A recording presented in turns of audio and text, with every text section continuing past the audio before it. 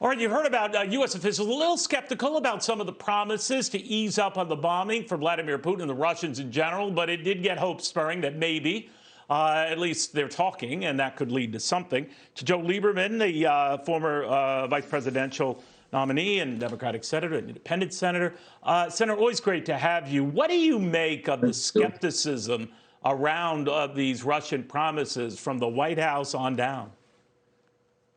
Well, I agree with the skepticism, and I would say even go beyond that to distrust. There's no reason to trust Putin. He's proven himself to be a liar, a killer, everything. The president of the United States has called him a thug, a war criminal. How can you trust him? You got to see what's happening on the ground.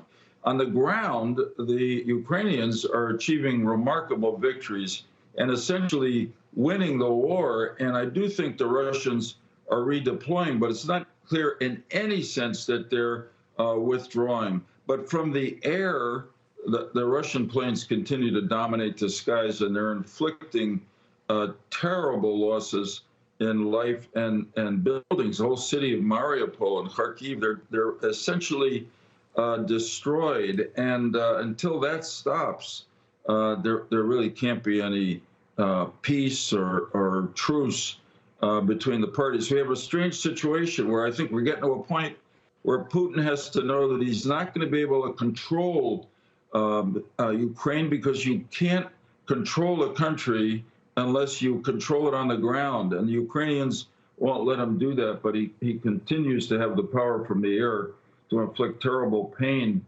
on the Ukrainian people. And that's where I believe NATO and the U.S. have simply not done enough to protect the Ukrainians and defeat Putin.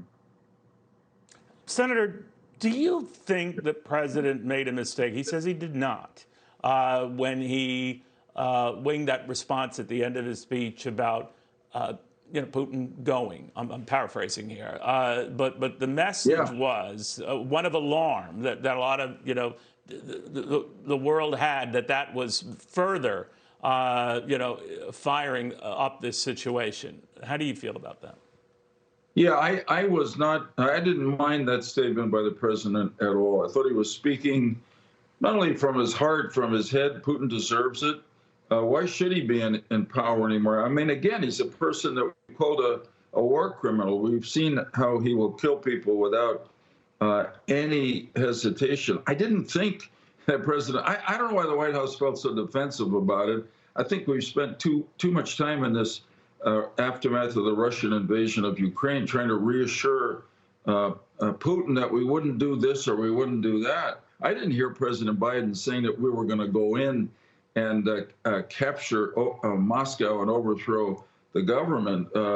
Whether he stays in power or not in Russia depends on the Russian people. But why not say Russia and the world would be a lot better off without Putin in power? He's proven that by his own actions. So that's one statement by President Biden that I was inspired by, really. I thought he was right. And then they had to dial it back, or they tried to explain it. You might raise a very good point there, Senator. I'm just curious, though, if the world was outraged by that statement, you think about almost every official I've talked to, Senator, from Ukrainians on the ground to some of these other world diplomats, they all say to a man or woman, no matter how this war ends, and hopefully it does soon, those sanctions and punishments on Russia should continue as long as Vladimir Putin is running Russia. That does seem to be advocating regime change, does it not?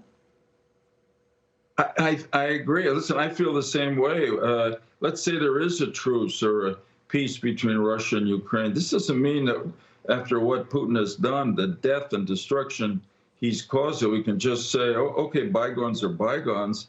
He is a war criminal. We ought to really be focused on taking a case against him to The Hague and not lifting the sanctions or any of the other punishments against him for what he did here. No more than, after Hitler's invasion of Poland in the late 30s, that's when England came into the war. It wasn't like England tried to work out a peace with Hitler. They decided he couldn't be trusted anymore, and he wanted to take all of Europe. And I think we can conclude the same about the malevolent ambitions of Vladimir Putin toward Ukraine and anything else he can grab in Europe. Senator, well put. Very good seeing you again, sir. Joe Lieberman, former Democratic You too, vice Neil. presidential Take care. candidate, weighing on this. Very good seeing you again. Hey, Sean Hannity here. Hey, click here to subscribe to Fox News YouTube page and catch our hottest interviews and most compelling analysis. You will not get it anywhere else.